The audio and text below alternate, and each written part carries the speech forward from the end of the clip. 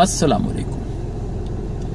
एक बड़ा मसला यह है कि बचपन से ही हमें अल्लाह सुब्हानहू व तआला के अहकामात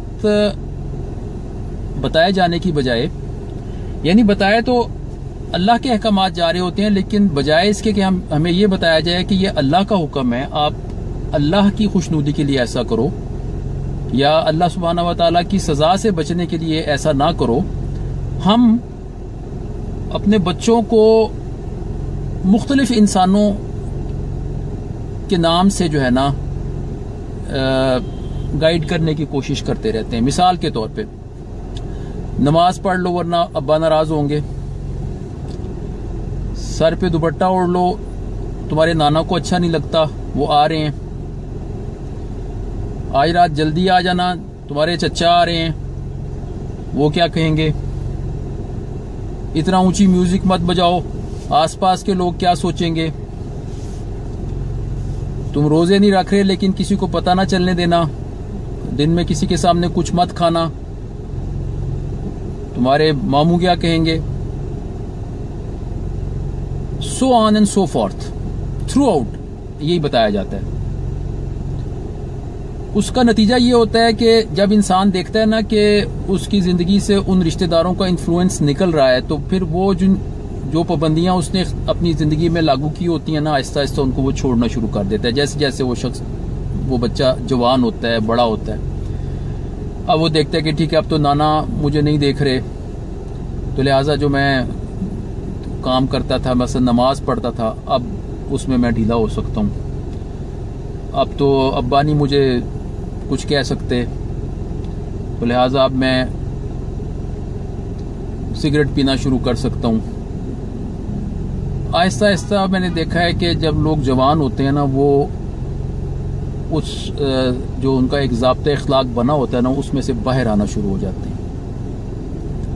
औरतें पर्दा करना छोड़ देती हैं, आदमी जो है उन्होंने जो एक नेक रविश इख्तियार की होती है, जो लड़के होते हैं, बॉयज़ होते हैं, वो उसमें से बाहर आ जाते हैं। तो उसकी वजह सिर्फ यही होती है कि वो लोग ये समझते हैं कि अब तो हम आज़ाद हैं, इसलिए जो चाहें करते रहें। इससे एक ये एटीट्यूड हमें डेवलप हो जाता है बड़े होके भी कि जब तक आप लोगों से छुप के बुराई कर लो तो ठीक है।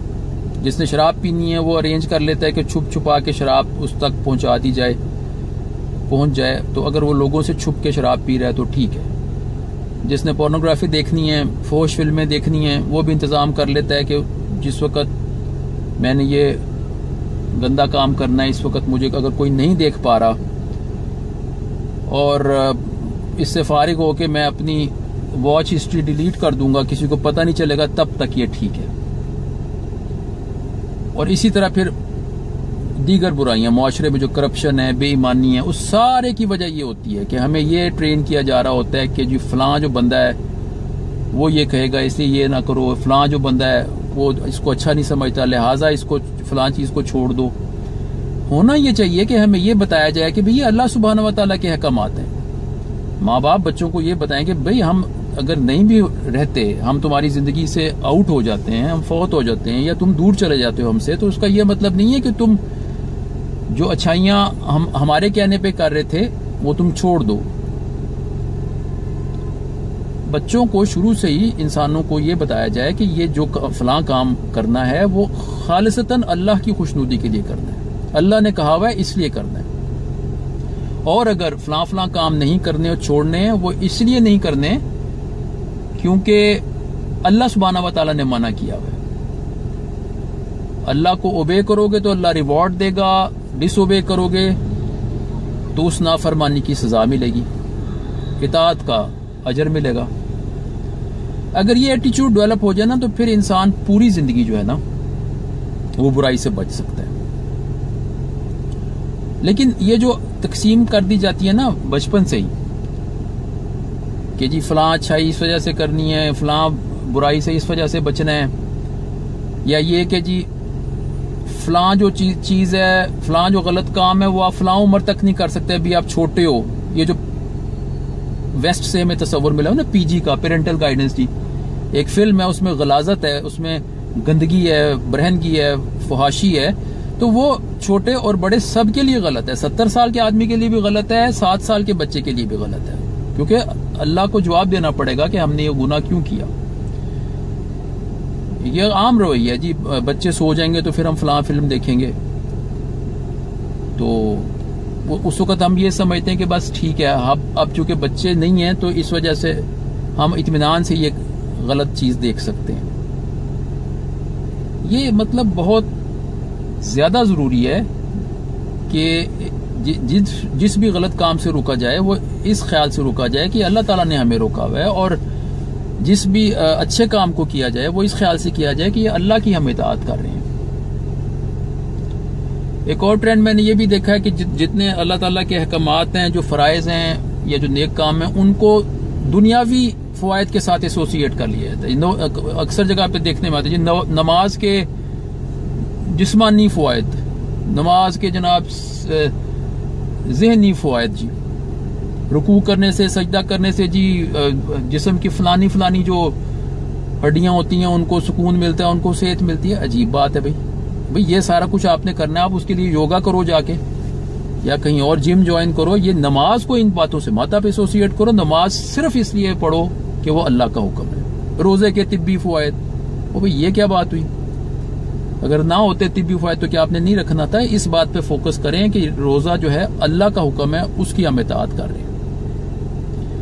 या जी जो रिसर्च ने प्रूव कर दिया है कि जी सुबह जल्दी उठने से ये फवायद होते हैं, तो या बैठ के पानी पीने से ये फवायद होते हैं। नहीं भाई, हम सुबह इसलिए उठ रहे हैं कि हमने फजर की नमाज पढ़नी है, एक फर्ज पूरा करना है। बैठ के पानी इसलिए पी रहे हैं कि रसूलुल्लाह सल्लल्लाहु अलैहि वसल्लम का तरीका है, मतलब शरीयत का एक तरह से हुक्म है या शरीयत की गाइडेंस है। कहने का मतलब ये है कि जो हमारे अमाल है ना, जो अच्छाइयां हम कर रहे हैं और जो बुराइयां हम छोड़ रहे हैं, उसको सिर्फ और सिर्फ अल्लाह सुब्हानहू व तआला की जात से एसोसिएट करना चाहिए।